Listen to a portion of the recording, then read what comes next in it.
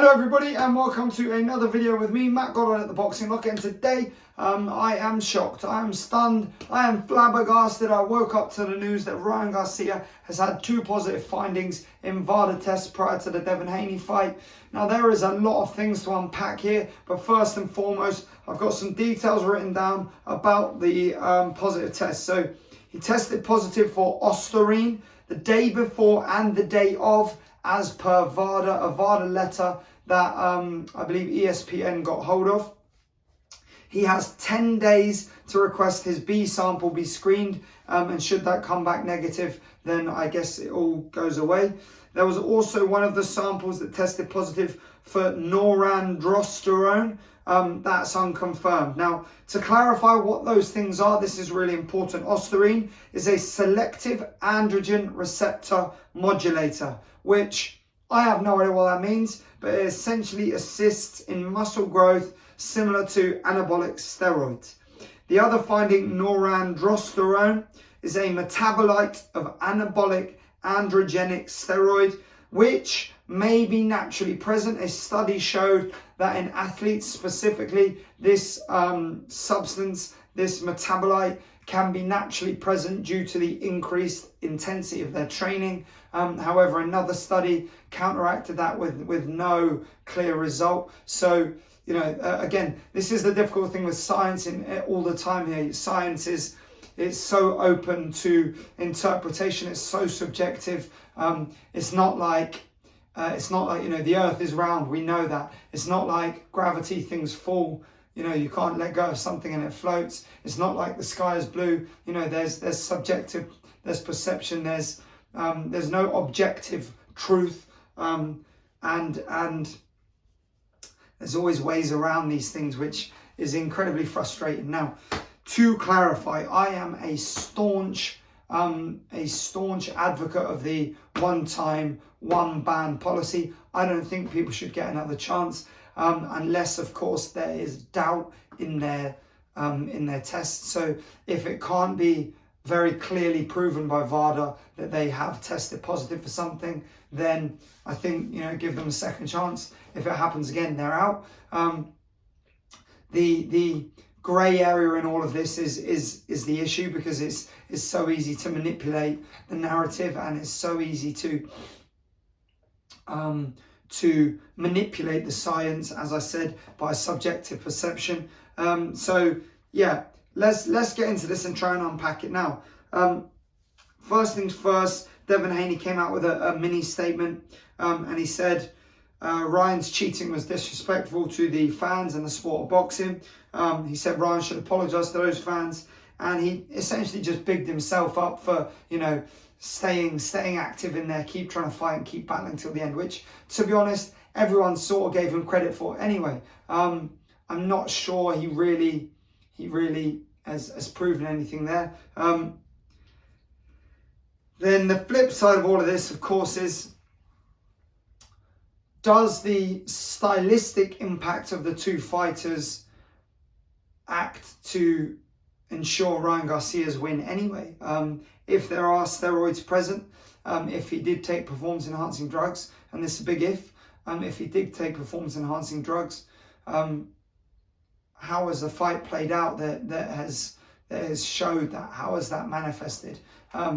Because, to be honest, it was a very poor Devin Haney performance, and it wasn't a great Ryan Garcia performance. You know, it wasn't like watching I don't know, a devastating Tommy Hearns destroy Roberto Duran. It wasn't some kind of Margarito Cotto-esque loaded gloves type situation where Cotto was outboxing him and looked brilliant, but was still getting hurt every shot that landed. You know, it wasn't that sort of situation. It was kind of it was a bit of a Haney flaw, as opposed to a Garcia extreme ability and capabilities. But nonetheless, let's move that to one side and go into what Ryan Garcia has done. Now, Ryan Garcia has been very vocal about child trafficking, about lots of other conspiracies, quote unquote conspiracies, and now he's saying that he has been set up now. And also, why would he be so obvious and cheat, knowing he had volunteered for the tests? with something that would clearly come out. This is always something that I question. Specific fighters that tend to go against the narrative, or who aren't popular with regards to mainstream media and the directive that they take, do tend to get found out, do tend to get caught doing things when they don't necessarily go by the book. Canelo's adverse findings showed up when a lot of things were going on with Golden Boy. I think there's always questions to be asked. He was seen with Donald Trump. We know that there's a lot of things going on that are anti-Donald Trump now. I'm not coming at this from a political perspective with regards to my own personal views. I have my own thoughts on all of that, but this isn't what I'm here to discuss. What I am here to discuss is that Ryan Garcia may well be being victimized. We don't know that. We're in no place to know that. Whether he is tested positive genuinely and is being thrown under the bus anyway, or whether he is being stitched up, for want of better phrasing, and is subsequently being thrown under the bus because they don't want him to be where he is or to reap the rewards of his success, is another thing entirely again. However, one thing I would say is there is very, very rarely smoke without fire. And where there is smoke without fire, there is often some kind of questionable cause. And I have said before, and I will say again, I believe they are all, every single one of them is on drugs. I do not believe there is an active world champion today that is not benefiting from some sort of substance. I believe that what happens is they come up and they notice that their level deteriorates as they seem to be unable to catch up to these guys at the very peak. And so they look for assistance, and I think that's what happens with all of them. And I think these guys are found out, and these adverse findings appear when it suits the broader sport narrative and the media narrative to destroy these characters. And I think that can be perceived as a conspiracy theory or not. That's entirely down to you. But I think it's no coincidence that a lot of guys that make a lot of money get found out. And I think there's no coincidence that